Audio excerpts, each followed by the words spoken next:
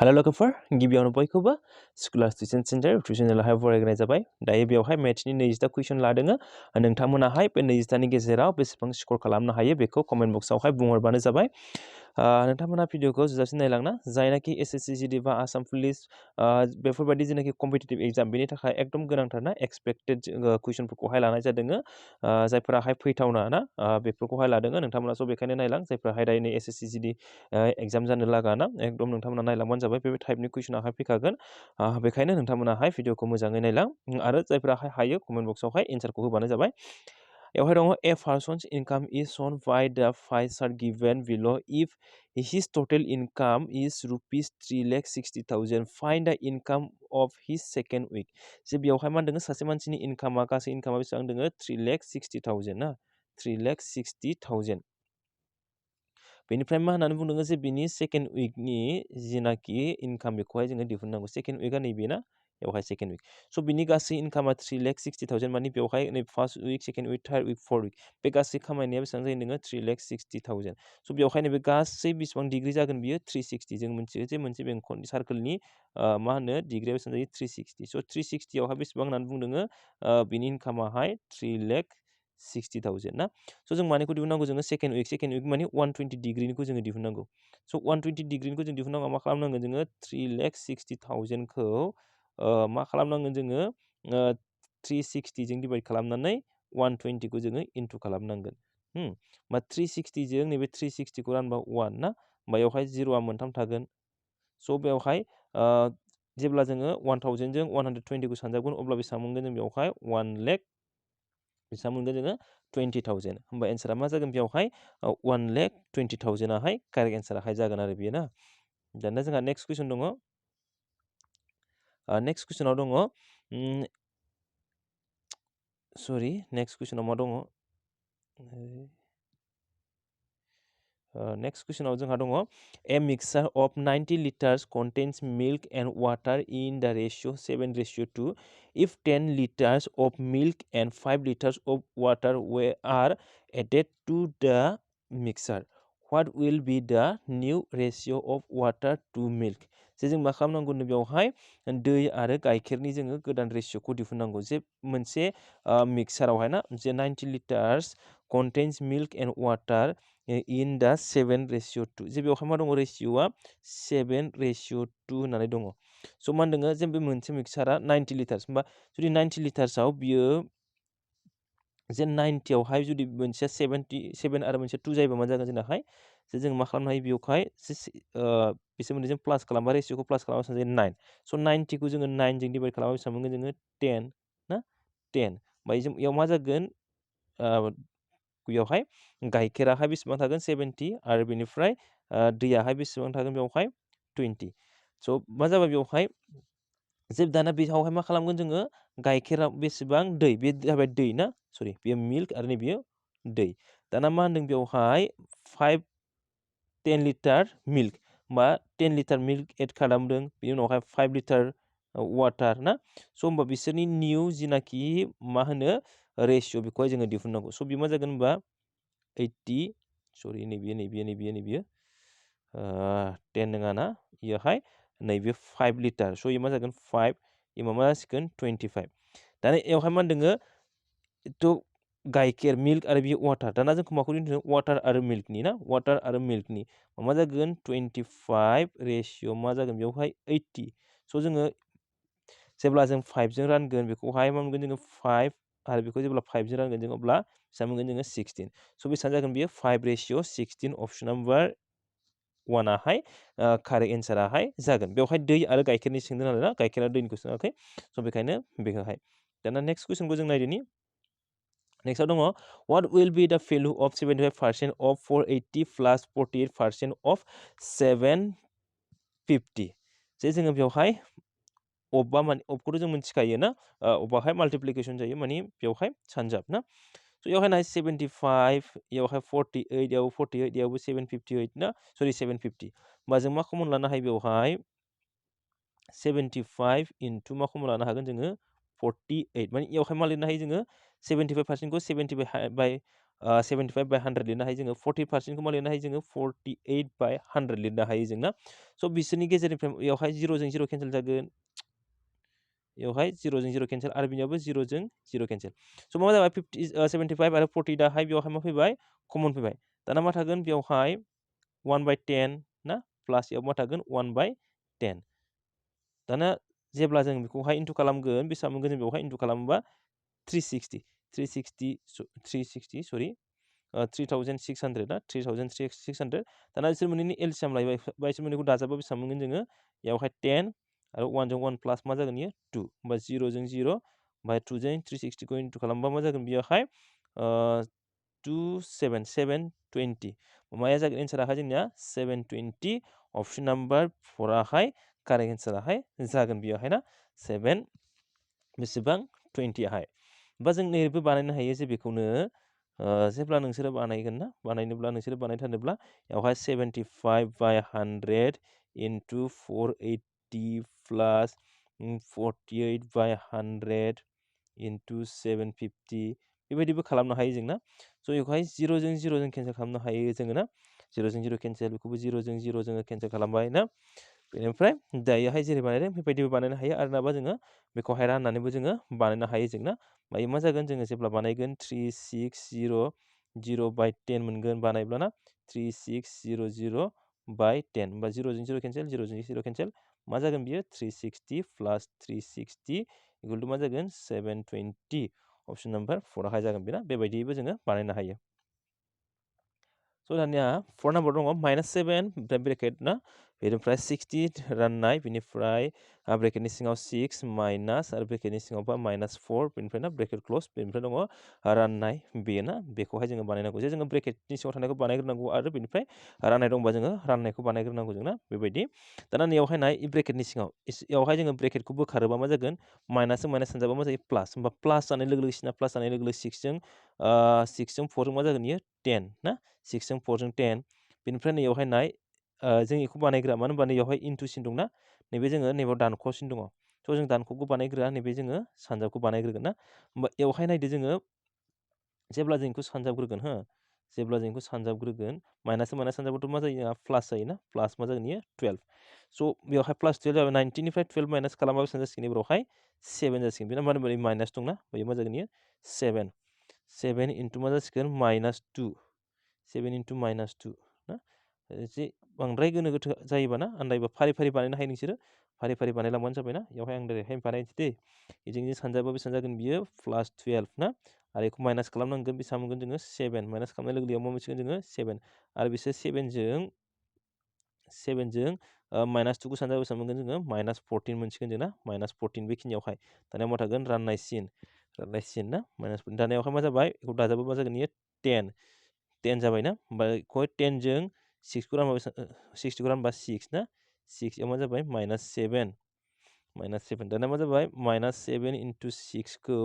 माया रानगोन -14आ रानगोन स' 7जों बेखौ रानबा 2 ना माइनास माइनासथ' केन्सेल जाखाबाय होमबा 2जों 6खौ रानबा बेसेबां जागोन बियो 3 होमबा एन्सारा मा जागोन जोंनाहाय अप्शन नाम्बार 4 आवहाय 3आ कारेक्ट एन्साराहाय जागोन आरो बेयो ना थ' बेयो बेनिफ्राय नेक्स्टआव दङ 40 men can complete a piece of work in 6 days. In how many days will 36 men complete the same work? जे बेयाव होन्दों जे 40 जन सुबुंफोराहाय जे मोनसे खामानिखौ 6 सानावहाय मावखाङो आरो ना बेनिफ्राय नोङो बेसेबां सानाव 36 सुबुंफोराहाय बे एखे खामानिखौनो मावखांगोन होननानै सोंदों स' बेबायदि बेलायाव जों मा खालाम M1D1 H1 by W1 बे फर्मुलाखौ जों बाहायनो हागोन M1D1 H1 by W1 equal two मा जायो M2D2 H2 by W2 बे फर्मुलाखौ M मानि मेन 1 ना बेनिफ्राय D मानि डेज H मानि आवार ना जायावहाय घन्टाया होनाय गैया नाथाय जोङो नैबेखिनिखौहाय लाबानो जाबाय ना जोंहा नैबेखिनिखौ आरो सेम वार्क होनना बुंखादों ना जेब्ला जों सेम वार्क जायो अब्ला ओरैखौ लाबाबो जायो M1D1 equal two M2 into D2 बेखौ लाबाबो जागोन ना बेजों बानायबाबो जागोन दानिया जोङो बेखौ बानायोब्ला ना जों थोंजोङै जों मा खालामनांगोन जे जिहेतु D2खौ दिहुननांगौ बेखायनो M2जों जों माखौ रानगोन M1 इन्टु M2खौ जोङो राननांगोन माने जोंनिया मा जागोन बेयावहाय M1आ बेसेबां जोंनिया 40 आरो D1आहाय 6 बेखौ जों माजों राननांगोन जोङो 36 जों अब्लानो जों माखौ मोनगोन जे जोङो D2खौ मोनगोन जोङो ना माने D2खौ दिहुननांगौ मा जागोन बेयावहाय M1 D1खौ माया रानगोन M2आहाय रानगोन ना M2आहाय 36 स' 6 जों 6खौ रानोब्ला 36खौ रानबा 6 दाना 6 जों जोङो 40खौथ' राननो हाया जोङो 2 जों हायो 2 जों बेसेबां 20 2 जों 3 3 जों जेब्ला जोङो 20खौ रानगोन ना 20खौ जेब्ला जोङो 3 जों रानगोन अब्ला बेसेबां मोनगोन जोङो 6 2/3 मोनगोन जोङो ना नैबे गोजौनिया मा जागोन रानखोन्दा आरो नैबे जाबाय रानगासै बेखौथ' मिथिखायो ना होमबा आरो जुदि पइन्टआव लांबा 6 पइन्ट मा जागौमोन बेयो 6 जागौमोन बिना 6.66 जालांबाय थागौमोन स' एन्सारा जोंना मा जागोन होनबा बेयावहाय अप्सन नाम्बार 1आहाय 6 बेनिफ्राय 2/3 आहाय ना बेयो दानिया नेक्स्टआव दङ बेयावहाय ना दा भेलु अफ नैबेनि मानखौ जोङो दिहुननांगौ ना जोङो ब्रेकेटनि सिंनिखौ जों बानायना लाग्रोदो जोङो ना बेखौहाय जोङो बोखाव खोन्दोआव दोनथ'दो रानथ'नो नांला ग्रोब रानजाया जोङो ग्रोब रानजानायबा जोङो रानना लानो हागौमोन ना जों दोनथ'बाय बेखौ दोनथ'बाय नायदो जोंनि दाजाबा बेसेबां जागोन बियो एक्सुवेलि नैखौ खोमोना लाथ'नोसै आङो दाजाबा बेसेबां जागोन बेवहाय 40 ना दाजाबा बेसेबां जागोन बियो 40 बेनिफ्राय बेयो मा जागोन दाजाबनाय लोगो लोगो गोजौआवसो थागोन बेना दाजाबबाथाय मा जागोन बेयो माने नैबे गोजौनि जाहैगोन आरो ना दाजाबनाय लोगो लोगो मा जागोन बियो एसे माने दाजाबा बेसेबां जागोन बेयो थोंजोङै बानायथारनोसै बेवहाय 40 दाजाबा 40 बा 5 जों दानबा बेसेबां मोनगोन जोङो 8 ना 8 बा मा जागोन बेवहाय 4 जों 32 जागोन ना 32 माइनास दाना बेखौ बानायबा बेसेबां जागोन बियो बेखौ बानायनाय लोगो लोगो सरि 50 बियो ना 50 बेयावहाय मा जागोन इयो 50 स' 50 बा एसे प्रब्लेम ना लिरनायावहाय ओरैजाय मा जागोन इयो 50सो जागोन ना 50 बा 5 जों रानबा बेसेबां जागोन 10 10 जों 4 जों 40 माइनास मा जाना दं इयो 55 58 बाय मा जाना दङ 5 58/5 होमबा इयाव जों बेखौ मा खालामनो हायो जोङो 5 जों 40खौ सानजाबोबा 120 माइनास मा जागोन बेवहाय 58/5 जागोन ना जोंहा नैबे मोनसे दंबोयो ना बेखौ जों मा लिरनो हायो बेवहाय 284/5 राननाय ना बियो दाना जों बेखौहाय जेब्ला मावफुंगोन अब्ला मा मोनगोन जों बेवहाय 284 ना 284 बाय मा जागोन इयो 5 राननाय दानिया जोङो 120निफ्राय मा खालामनांगौ जोङो 58 माइनास खालामनांगौ ना 10निफ्राय 8 थांबा मा जागोन बियो 2 बेनिफ्राय 11निफ्राय ओरैजाय बोरै जाखैलाय 200 सोना बियो सरि 200 एकदम मा बानायफ्रांखो 200 होमबा 9निफ्राय मा जागोन इयो 4 142 सोना 142/5 दाना जों राननायखौ मा खालामनो हायो जोङो सानजाब खालामगोन जोंना राननायखौ सानजाब खालामबा मा जागोन जोंहा उल्थायगोन लिरनायाव बिराद खस्थ' जायो स्क्रिना फिसाखायनो ना स्क्रिना फिसाखायनो लिरनायाव बिराद खस्थ' स' बेवहाय 5 बेनिफ्राय 142 5 जों 5 142 जों मा सानजाबनांगोन 2 सानजाबगोन ना 2 सानजाबबा बेखौ मोनगोन जोङो एन्सारा मा जागोन जोंनाहाय बिनि माना 2 जागोन बियोहाय ना 2आहाय नेक्स्टआव मा दङ Assam becomes 27 times in 3 years compounded annually at a certain rate of interest calculate annual interest rate जों बेवहाय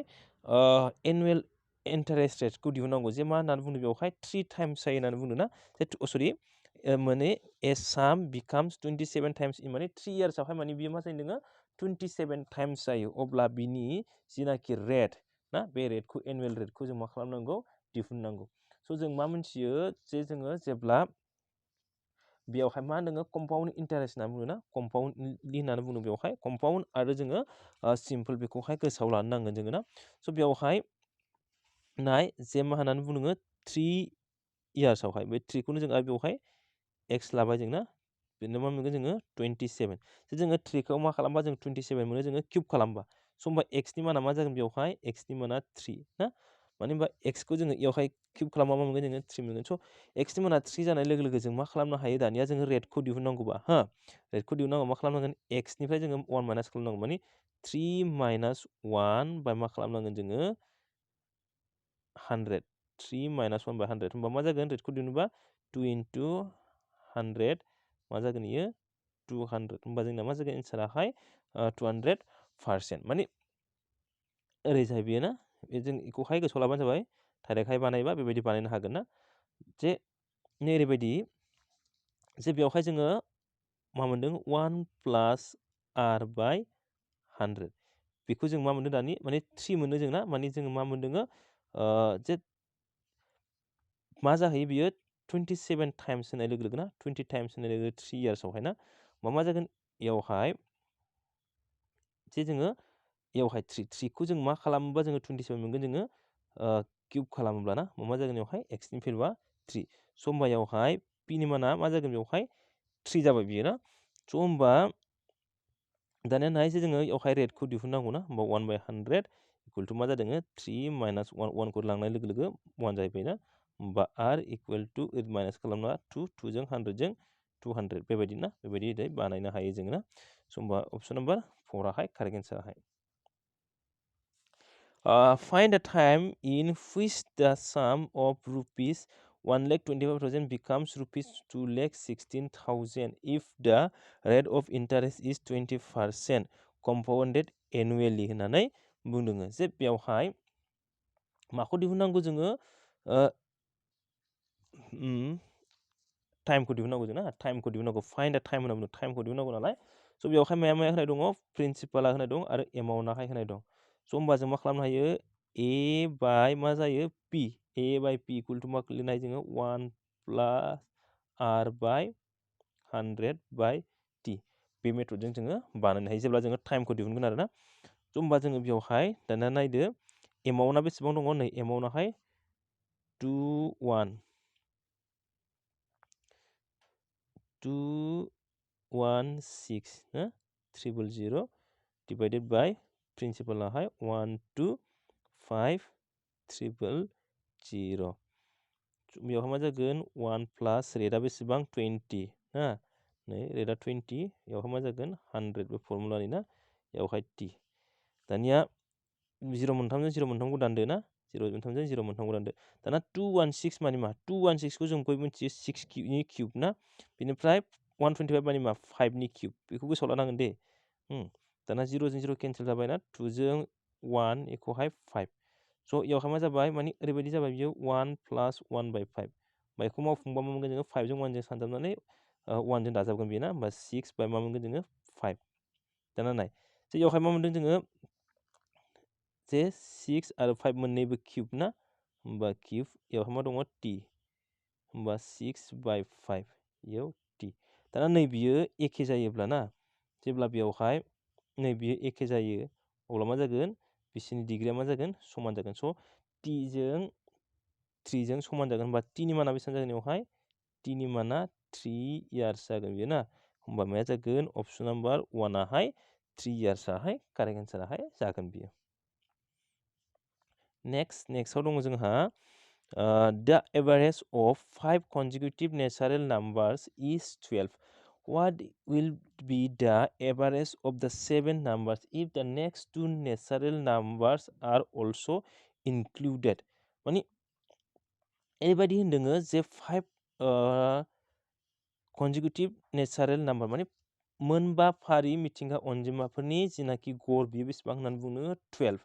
माने मोनबा ना माने बेवहाय हमबाय जोङो x प्लास 1 बे मोनसे ना बे मोनसे बेनिफ्राय जे गासै मोनबेसे होनदोङो मोनबा प्लास x प्लास 2 x प्लास 3 x प्लास 4 बेवहाय प्लास ना प्लास गोजा होमबा 1 2 3 4 5 जोङो बेबायदि एसेबां बानायालासिनो ना बेबायदि बानायालासिनो जोङो थोंजोङै बानायनो हायो बेबायदि गोलावै बानायनो नाङा जोंहा टाइमथ' थोआ एसेबां माने बानायनांगौनि जोंहा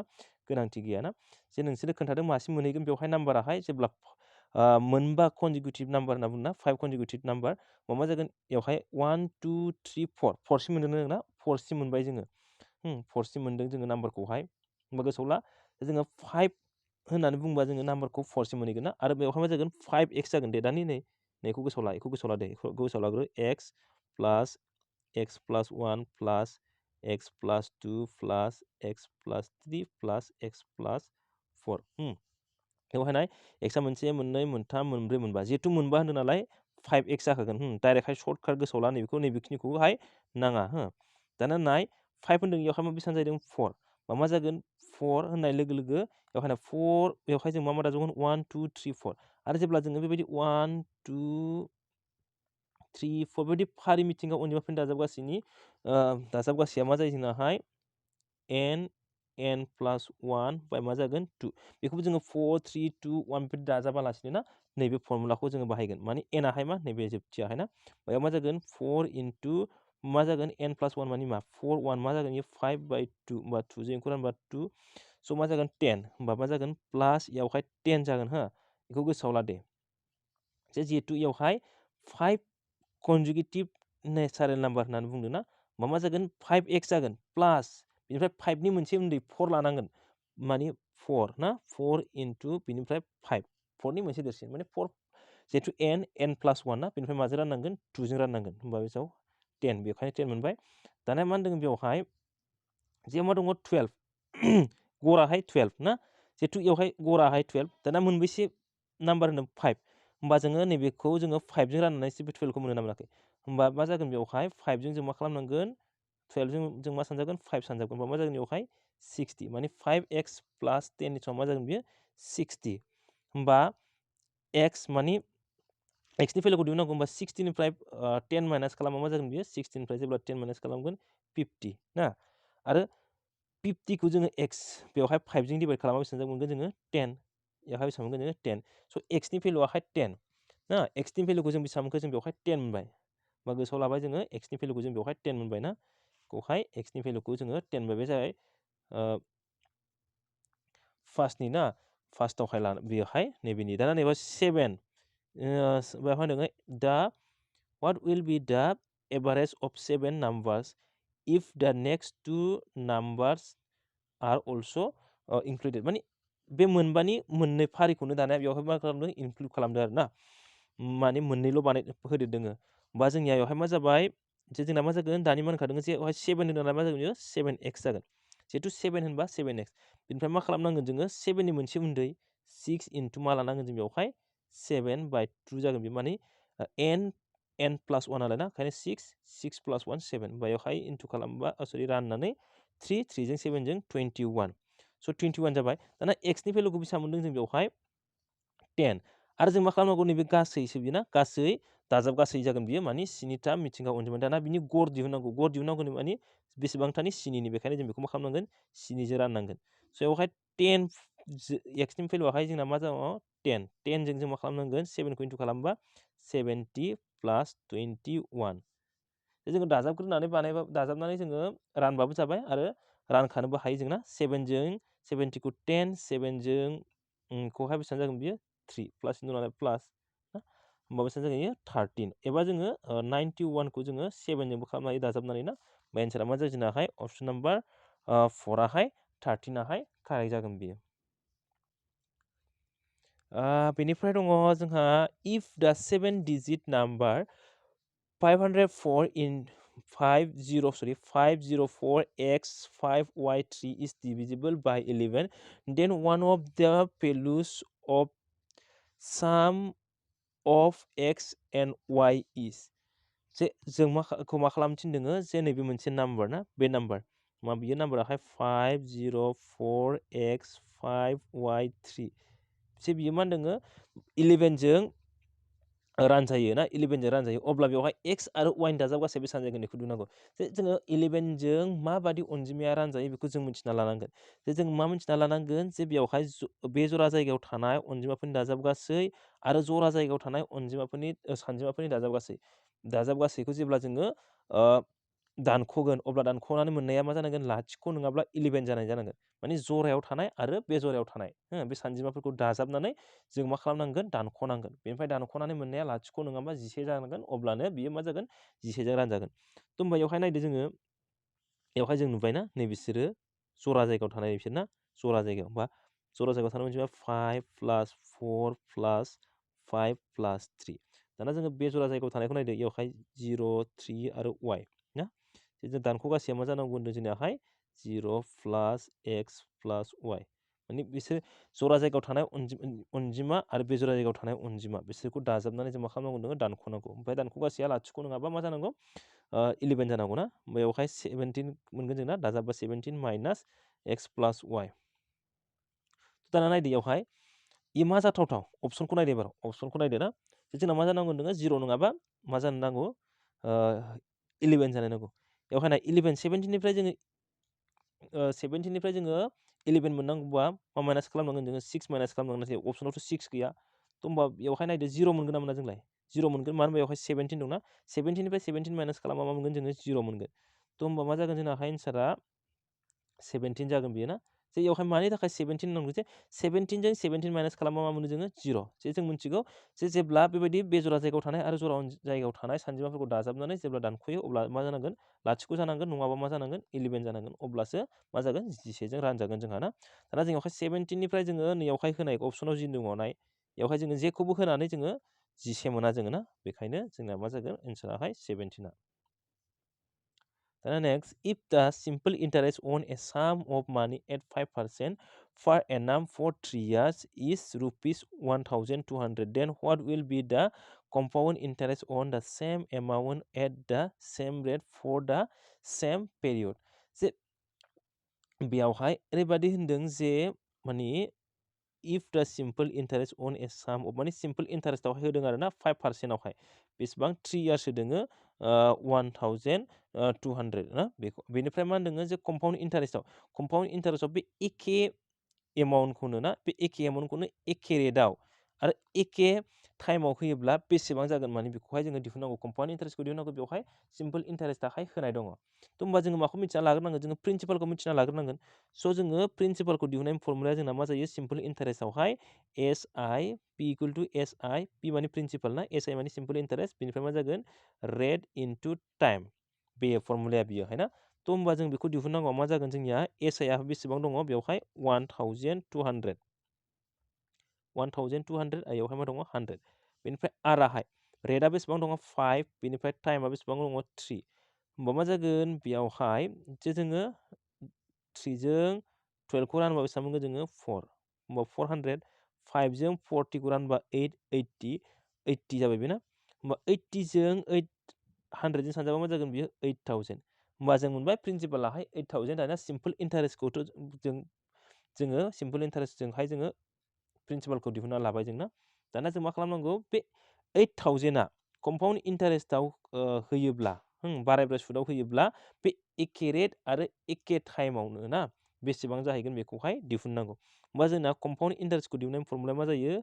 P1 प्लास R बाय 100 T माइनास 1 बेवहाय ब्रेकेट क्लस ना बेजों जोङो बानायनो हायो आरो ना नैबे 100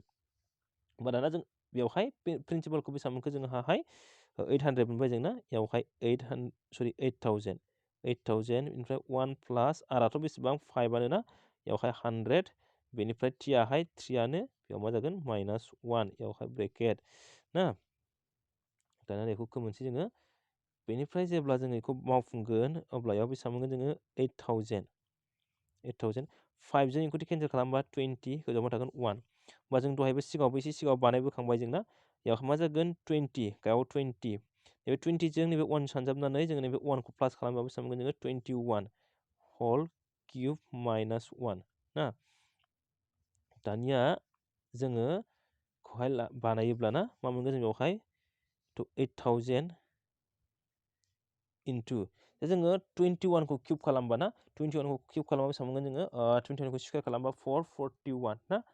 21 खौ स्कुवेर खालामबा बेसेबां मोनगोन जोङो 441 बेनिफ्राय जोङो जेब्ला 21 खौ किउब खालामगोन बेसेबां मोनगोन जोङोहाय 9,261 मोनगोन आरो जोङो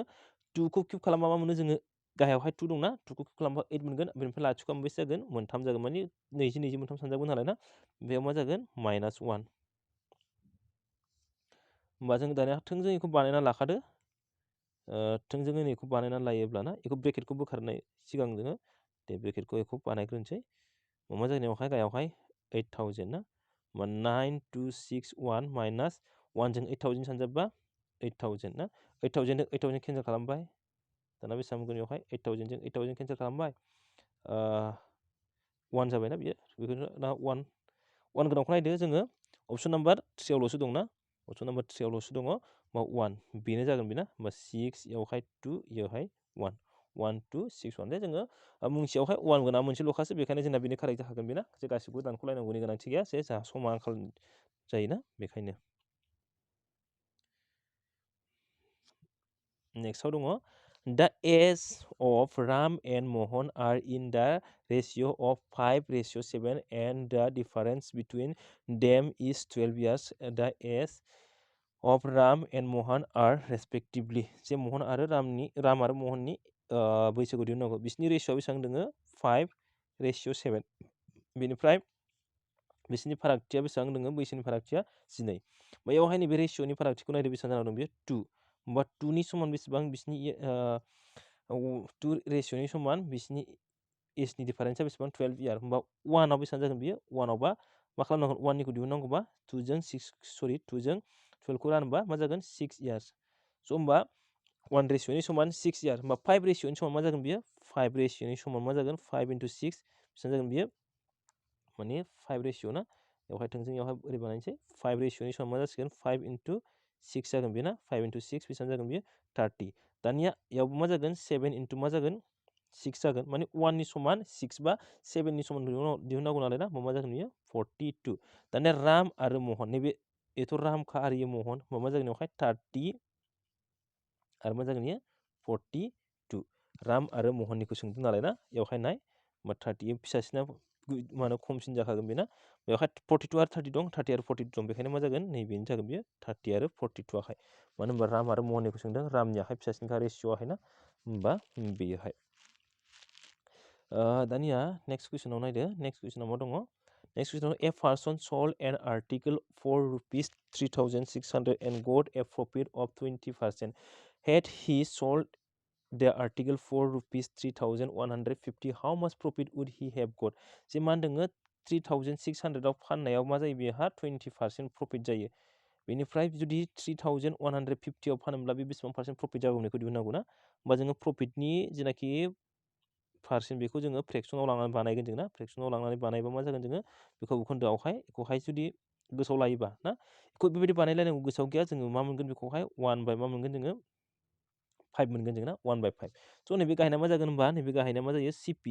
दाना नैबे मा जागोन प्रफिट दाना जे जोङो होमबा SPया मा जागोन SPखौ मोननांगौ मा खालामनांगौलाय जोङो CP प्लास प्रफिट जायो ना मा जागोन बेवहाय 5 जों 1 जों प्लास खालामबा 6 याव मा जागोन 5 दाना गोजौना नैबे जाबाय SP आरो नै जाबाय CP दाना जोंना SPया होनाय दं 3,600 बे 3,600खौ मा खालामनांगोन जोङो होखानाय मा होनो होखानाय जिनाखि SP बे SPखौ जोङो नैबे जों जिनाखि मोननाय SP बेजों रानगोन बा 6 जों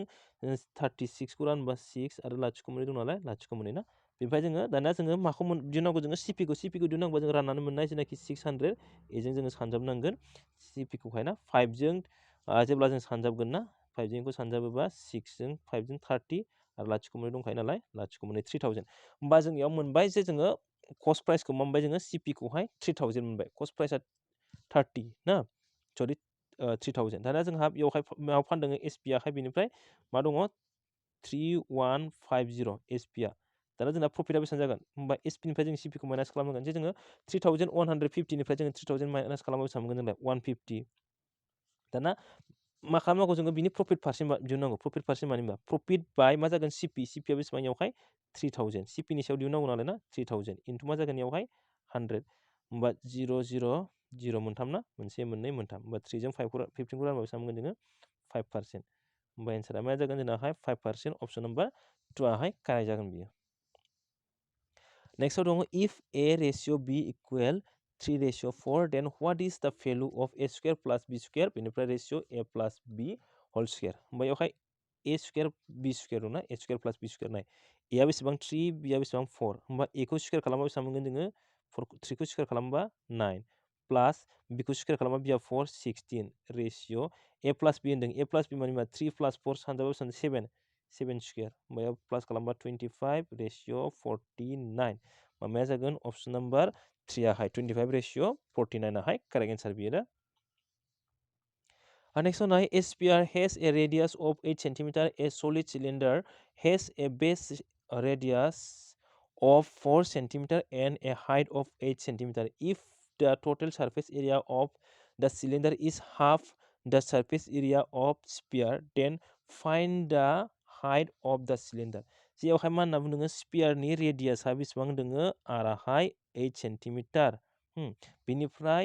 जेनाखि सिलिन्डारनिखौ जोङो हमबाय R1 ना बे बेसेबां 4 सेन्टिमिटार बेनिफ्राय मा होननानै बुङो आरो H-आहाय H-आनो ना हाइटआहाय H-खौनो if the total surface area of सिलिन्डारनि total surface area दिहुननाय फर्मुलाया मा जायो 2 pi r plus H ना बियो मा होननानै बुंदोङो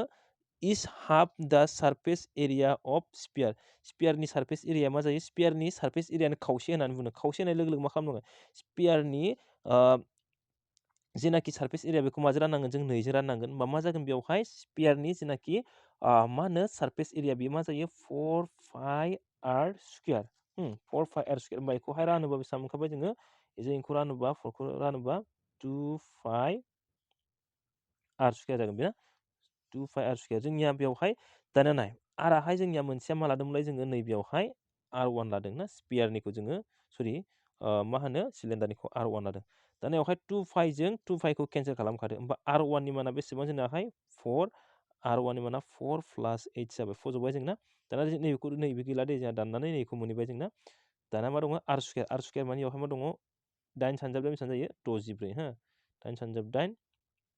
64 दाना 64 खौ जों मा खालामदो 4 जों रानहरदो नोङो सानजाबो दं नालाय रानहरबा बेसेबां जागोन बियो 1 हरोबा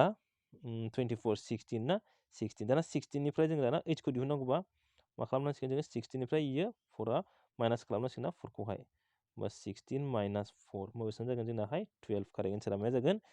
12 आहाय कारेक्ट जागोन बेयावहाय ना गोसोआव लाबानो जाबाय नैबे जाबाय टटेल सारफेस एरिया नैबे जाहैबाय स्पियारनि सारफेस एरिया नैबे 4 pi r स्क्वायरासो नैबे 2 गैया 2 आहाय माने हाफ होननायखायसो जोङो 2 जों रानदों जों ना बेखाय गोसोआव लाबानो जाबाय next A can finish a work in 15 days, B in 20 days, and C in 25 days. All those three work together and earn rupees 4,700. The share of C is माने A बेसेबां डेसआवहाय खामानिखौ मावखाङो होनदोङो 15 डेसआवहाय बेनिफ्राय B आहाय बेसेबाङाव होनदोङो 20 डेसआवहाय बेनिफ्राय C आ बेसेबाङावहाय 25 डेसआवहाय स' बिसोर साथामनि बे साननि जेनाखि जोङो मावनाय बिनि जोङो जेब्लाहाय मा होननानै बुंगोन जोङो दुवासा लागोन ना स' जोङो दुवासा लायोब्ला बेसेबां मोनगोन जोङो दुवासाखौहाय जेब्ला बानायगोन ना दुवासा बानायनांगौआ माबोरै बानायो दुवासाखौहाय जे सिगाङावबो बानायखाबाय ना दुवासाखौ जोङो 15 20 25 मा जागोन बेखौ मोनफ्रोमबो जोङो 5 जों हायो होमबा इयो 3 इयो 4 इयो बेसेबां 5 ना दाना जोङो बेखौ सानजाबदो 5 जों मा होनो 4 जों सानजाबा 20 बेवहाय 15 जों 2 जों 30 जों 0 जों 300 ना होमबा मा जागोन बेवहाय LCM आहाय 300 दाना 15 जों जोङो 300 खौ राननांगौबा 15 जों मा सानजाबा 300 मोनगोन जों बेजों बेजोंथ' 15 जाबाय माने नै 20 बेवहाय 20 ना 20 जों जों मा सानजाबनांगोन जोङो 15 दाना 25 जों मा सानजाबगोन जोङो 12 दाना मा खालामदों गासै मा होनदों बेवहाय जेनै गासै खामानि ना गासै खामानिखौ बेसेबां मावखो इसोर नायदो नै गासै खामानिया 300 ना बिनिनो बिसोरो सानसेयाहाय मा बेसेबां सान मावदोङो 12 सान बिनिफ्राय बियाहाय 15 सरि 12था खामानि गासै खामानियाहाय 300 ना 300नि गेजेराव सियाहाय 12था खामानि बियाहाय 15था खामानि आरो इयाहाय 20 खामानि बे गासै खामानि ना बे गासै खामानिखौ मावनायाव बेसेबां मोन्दों बिसोरो 4,700 मोन्दों 4,700 बा प्लास खालामदो जोङो नैयावहाय नैबिसोरखौ सानसेनि मावनायखौ ना 20 15 12 बेखौहाय सानसेयाव मावनाय बिसोरो ना बेखौ प्लास खालामबा बेसेबां मोनगोन जोङो 7 2 3 4 47 माने गासै 47था बेयो ना गासै 47था खामानि मावदों बिसोरो सानसेयाव दानिया जोङो मा खालामदो जे जों बेवहाय सोरनिखौ दिहुननांगौ सिनिखौ दिहुननांगौ नालाय सिनिखौ दिहुनबा सिनिजों सानजाब दे जुदि बिनिखौ दिहुननो थिनबा बिनिया बेसेबां 15खौ जों सानजाबनांगौमोन एनिखौ थिनोबा एनिखौ 20खौ सानजाबनांगौमोन 47 जों 47खौ रानबा 1 ना 112 जों 100 सानजाबबा 1200 जागोन बेयो ना 1200 अप्शन नम्बर 1 आहाय कारेक्ट एन्सारा बेयो ना 1200 आहाय थ' दानिया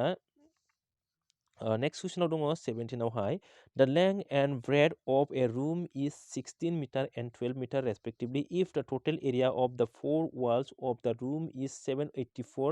meters square then what is the height of the room दा जेब्ला इयावहाय जोङो मोनब्रै वालनि जोङो मा होनो रुमनि इयावहाय टटेल एरिया होनना बुङो ना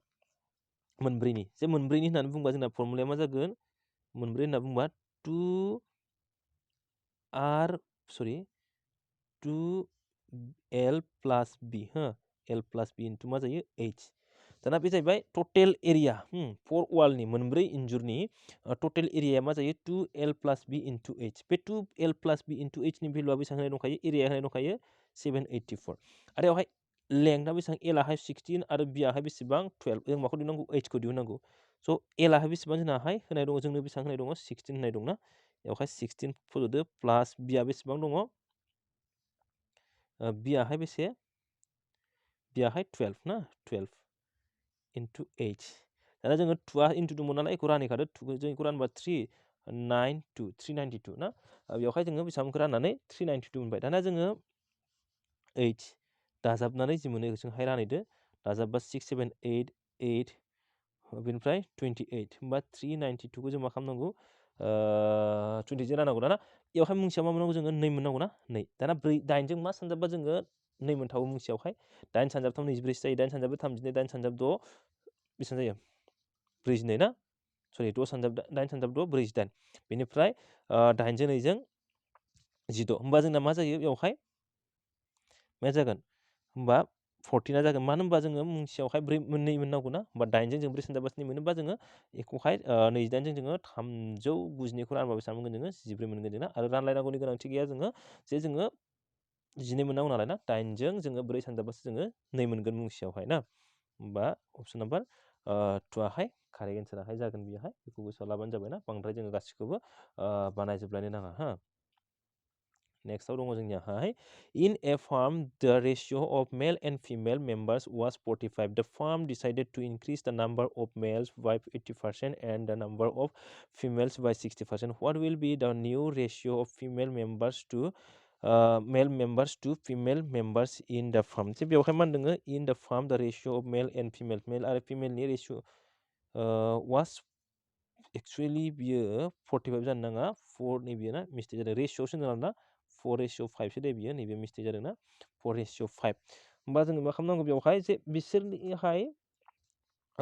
80% इनक्रिज खालामदों मेलखौ बेनिफ्राय फिमेलखौ 60% इनक्रिज खालामदों अब्ला मा जागोन जेनाखि निउ रेशियो बेखौहाय दिहुननांगौ जोंना स' सापस जों हमबाय जे बेवहाय जोङो हमना लाबाय नैबे मेल आरो नैबे फिमेल ना मेल आरो फिमेल जोङो मेलनि आरो फिमेलनि ना मेल आरो फिमेलखौहाय जोङो हमना लाबाय मेलखौहाय जोङो 40 आरो फिमेलखौ बेसेबां हमबाय जोङो 50 हमना लाबाय जों ना हमना लाबाय आरो बेवहाय होमबा जोङो मा खालामनांगोन 40 नि बेसेबां 80% 40 नि जों मा खालामनांसिगोन दाना मेलखौ 80% दिहुननांगौ ना 40 नि जों मा खालामनांसिगोन 80% एड खालामगोन होनना बुंदों 80% इनक्रिज होमबा 100आव 80% इनक्रिज खालामबा बेसेबां जागोन बियो 180 जागोन बियो ना 180/100 दाना 180/100 होमबा मा जागोन 0 जों 0 0 जों 0 दाना 32 2 3 72 जाबाय बेना 72 होमबा मेलाहाय बेसेबां जाखो बेयावहाय 72 दाना जों फिमेलखौ दिहुनदो फिमेला मा 50 नि मा खालामनांगौ जोङो 60% मानि मा 160 बाय मा जागोन इयो 100 होमबा 0 जों 0 केन्सेल 0 जों 0 केन्सेल होमबा बेसेबां जागोन बेयावहाय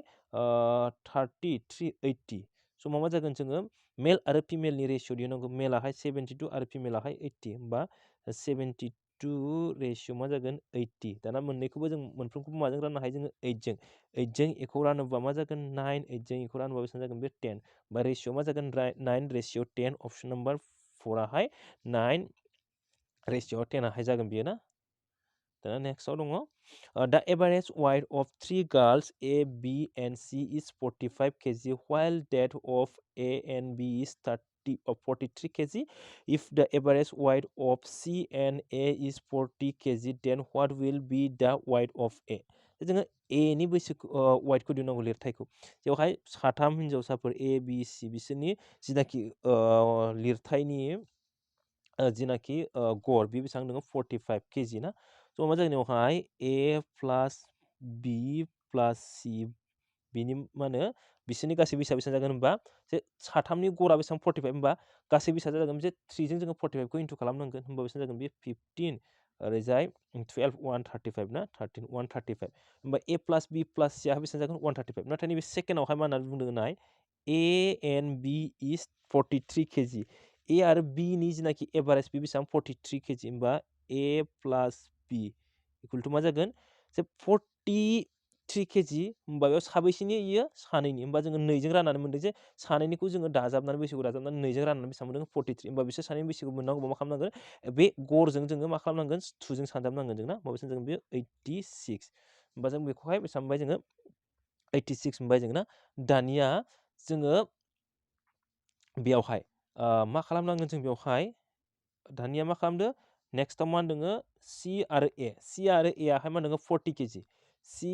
आरो ए आ बेसेबां होननानै बुङो बेवहाय मा होनो 40 केजि ना एभारेजखौ दिहुननांगौ होमबा ना मा जागोन बेवहाय C प्लास ए बेसेबां नोङो 40 बा बेयाव साबैसेनि सानैनि ना होमबा बे 40 जों जों माखौ इन्टु खालामनांगोन बेखौहाय इन्टु खालामनांसिगोन जोङो ना दानिया नायदो बेयावहाय ए प्लास बि बेसेबां ए प्लास बि 86 याव फज'दो ए प्लास बि 86 बा सिखौ मोननांगौबा मा खालामनांगोन सिखौ मोनबा नैबेनिफ्राय नै बेयावहाय जोङो 86 फज'नो हायो ना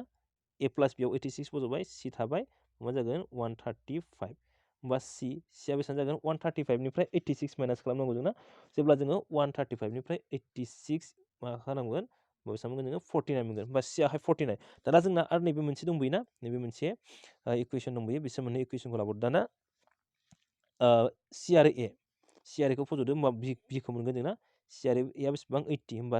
बेवहाय बिखौ मोनबा 80 माइनास खालामबा बेसेबां मोनगोन जोङो 575 ना सरि 55 बेसेबां मोनगोन जोङो 55 माने आरो 135 निफ्राय जों माखौ माइनास खालामनांगोन 80 खौ दाना जे बेवहाय जों मोनबाय बि आहाय 55 सि आहाय बेसेबां जाखो 49 होमबा ए प्लास बि प्लास सि बेसेबांमोन 135 मोन ना होमबा जों नैबे 1 निफ्राय नैबे 1 फार्स्ट टार्मनिफ्राय जों मा मोनगोन एखौ भेलुखौ दिहुननांगौबा 135 निफ्राय मा माइनास खालामनांगोन जोङो नैबे 55 आरो 49 खौ जोङो प्लास खालामनानै माइनास खालामनांगोन ना होमबा बेयाव मा जागोन इयो 4 9 10 ना बेसेबां जागोन बियो 131 होमबा मा जागोन एन्साराहाय 31 केजि 31 केजियाहाय बियो कारेक्ट एन्साराहाय जागोन आरो बियो ना दानिया नेक्स्ट फैदो लास्ट कुइसन बियो इफ 4/5 रेशियो 12/10 प्रपर्सन x/6 बिनिफ्राय रेशियो 9/2 जेब्ला इ प्रपर्सन सिन थायोना नैबे फार्स्ट बेजों सानजाब गासै समान जागोन आरो बिसोर मोननैनि माने सरि सानजाब गासै समान जागोन माने बेजों सानजाबनानै मोननाया नैबेसोर मोननैनि सानजाबनानै मोननायनि मा जागोन समान जागोन होमबा जोङो बेयावहाय मा खालामगोन जोङो 12/10 इन्टु मा खालामनो हायो जोङो x/6 बिनि समाव मा जागोन 4/5 इन्टु 9/2 थ' जोङो समानसिननि आगसिजों आदानिजों मा जायो गोजौनिजों गोजौनि दाननो हायो आरो गाहायनिजों गाहायनि दाननो हायो जोंना होमबा 4जों एखौ रानबा बेसेबां मोनगोन जोङो 3जों 9 खौ रानबा 3 नेक्स्ट दाना मा जागोन 5 आरो 2 सानजाबा 10जों 10 खौ रानबाय दाना मा जागोन गाहायजों गोजौनि सानजाबगोन होनबा x इजिकुल मा जागोन 18 ना 6जों 3जों बेसेबां जागोन बियो 18 होमबा x नि भेलुआ बेसेबां जागोन 18 अपसन नाम्बार 4 कारेक्ट एन्सारा जागोन बेयो ना स' दिनै भिडिअआ बेखिनियानोसै जुदि नोंथांमोना भिडिअखौ नायनानै मोजां मोनदोंब्लाथाय लाइक खालाम आरो हानायसेबां नोंथांमोननि लोगोफोरनो शेयार खालाम माने भिउसआ फैयाबाथाय नार्भास जायो एसे ना भिडिअखौ बानायनो गोसो जायो जेब्लानो भिउसआ बारायगोन ना माने सानफ्रामबो एकदम होनो नाजाबाय थागोन जुदि भिउआहाय मोजाङै थाङोब्लाना 1Kसो खाङोबाथाय सानसेयाव मोननैखौ होनो नाजाथारगोन बेखायनो नोंथांमोनाहाय जायफ्राहाय माने SSC GDनि एग्जाम होनो बा पुलिसफोरनि माने कम्पिटिटिभ एग्जामनि थाखाय प्रिपारेसन खालामगासिनो नोंथांमोना बिथांमोननो हानायसेबां शेयार खालामनानै होबानो जाबाय ना आरो जायफ्रा दासिमबो चेनेलखौ साबस्क्राइब खालामाखै बिथांमोना चेनेलखौ साबस्क्राइब खालामनानै लाबानो जाबाय गोजोन्थों